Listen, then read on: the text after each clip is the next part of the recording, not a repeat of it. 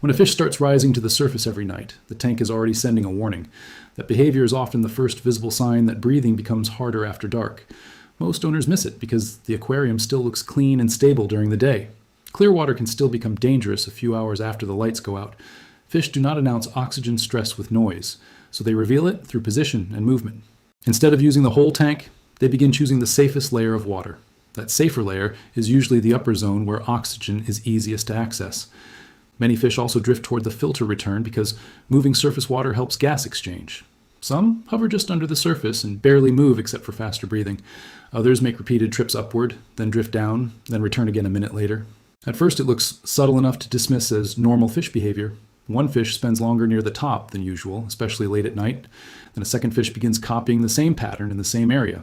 Once several fish are guarding the surface together, the problem is already growing. Darkness changes the oxygen balance inside the aquarium more than most people realize. During the day, plants and algae can add oxygen while the lights are on. After lights out, that support disappears while oxygen demand keeps going all night. Fish still breathe, shrimp still breathe, and snails still breathe through those same hours. Beneficial bacteria also keep consuming oxygen while they break down waste in the filter and substrate. Plants switch roles at night and start using oxygen instead of releasing it. That is why a tank can look normal at sunset and become stressful before morning. The fish feels that shift long before the owner sees an obvious disaster. One early sign is repeated surface staying during the quietest hours of the night. Another sign is hanging just below the waterline without cruising the rest of the aquarium. Some fish tilt upward and hold that posture as if the middle of the tank feels wrong. Others rush up for a breathier zone, then sink back only because they want to rest. Fast gill movement is another clue that the body is working harder than it should. The fish is not relaxing there, even if the posture looks calm from a distance. It is compensating for water that suddenly feels thinner and harder to breathe in.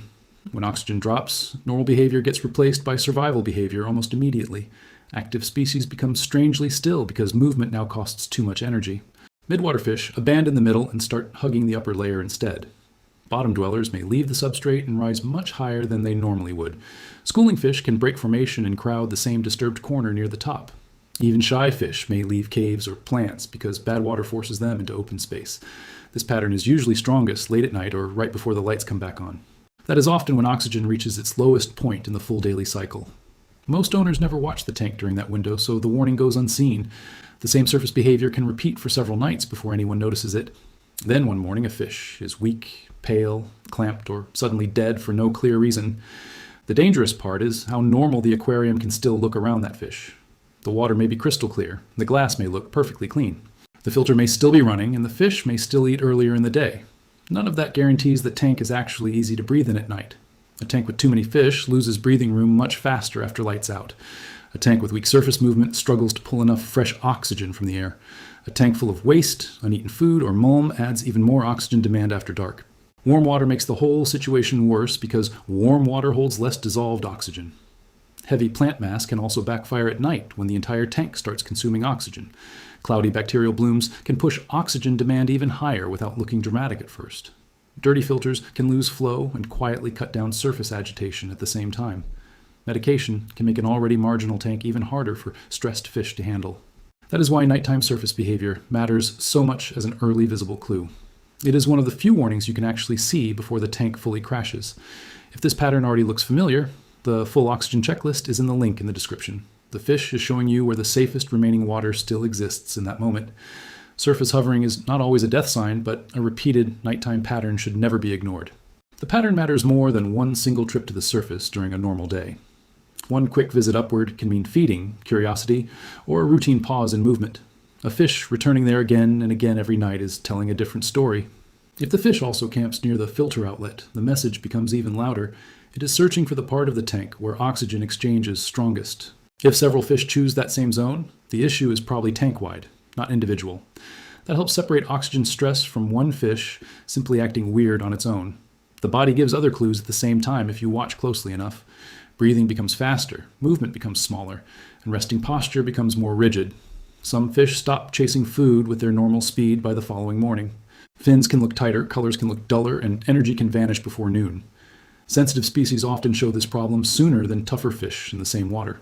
Newly added fish may show it first because transport stress already cut their margin.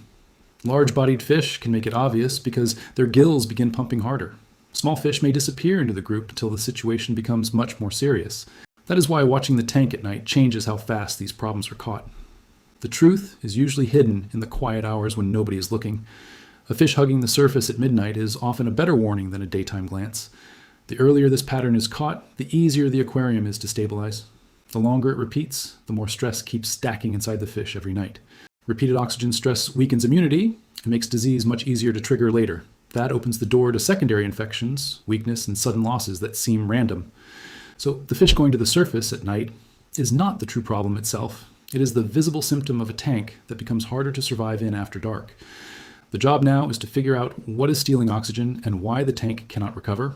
Once that cause is identified, the surface behavior usually makes sense very quickly. What looks like strange fish behavior is often basic survival under silent pressure. The tank is warning you before it gives you a dead fish in the morning. The next step is fixing the system that turns nighttime into a breathing problem. The first thing to check is the top of the water, not the middle of the tank. Oxygen enters most effectively where the surface is being broken and refreshed. If the top looks flat and still at night, gas exchange is already limited. A filter can be running and still do a weak job oxygenating the aquarium. Flow inside the tank is not the same thing as disturbing the surface layer. The outlet should create visible ripples without blasting the fish into constant stress. Even a small increase in surface agitation can change the whole night cycle. The second thing to check is stocking pressure across the entire tank. Too many fish and too little water turns nighttime into a breathing contest. Every fish, shrimp, snail, and bacterium is pulling from the same oxygen budget. If the aquarium is crowded, that safety margin disappears fast after lights go out. The third thing to check is waste load hiding in the system. Leftover food, dirty substrate, and rotting plant debris feed oxygen consumption all night. What looks like harmless buildup becomes a silent drain once the tank goes dark. A tank can suffocate fish without ever looking filthy to the human eye. Temperature is the next factor that deserves immediate attention. Warm water holds less oxygen, so summer conditions can push a stable tank over the edge. The same aquarium can feel safe one week and dangerous during a hotter stretch. If the room stays warm at night, the reserve is already smaller before darkness begins. That means the fish enters the night much closer to failure than it looks. Plant mass also needs a reality check if the tank is heavily planted. Plants help during the day, but they do not give free oxygen all night long. After lights out, a dense planted tank can start competing with the fish instead. Weak flow makes that nighttime shift hit even harder in planted setups. Algae growth and bacterial blooms can create the same problem on a larger scale. If the water recently turned cloudy, oxygen demand may have spiked harder than expected. Medication can also make a marginal tank much riskier for stressed fish. Some treatments irritate gills, reduce tolerance, or worsen an already weak oxygen situation. That is why surface behavior right after dosing should always be watched closely. If the fish is at the top right now, do not wait for perfect proof before helping it breathe. The first response is to increase surface agitation immediately and visibly. Raise the filter return, angle it upward, or lower the water level slightly if needed. If an air stone is available, turn it on and watch the top layer move. The goal is strong surface motion, not just prettier bubbles in the aquarium. This is emergency breathing support, not a cosmetic adjustment for the tank. After that, reduce the amount of oxygen the system is wasting overnight. Stop overfeeding and remove leftover food before it can rot in the substrate. Pull out dead leaves, trapped debris, and obvious mulm collecting in quiet zones. Make sure the filter is not clogged and choking down its own output. If the tank is overstocked, understand that no gadget fully fixes too many bodies. A careful water change can help by adding fresher, cleaner, better oxygenated water. It also lowers dissolved waste pressure that bacteria would otherwise keep working on. But the water change must be gentle, temperature matched, and not another shock event. The goal is relief for the fish, not chaos created by a rushed rescue. Then watch how the fish responds after those corrections are made.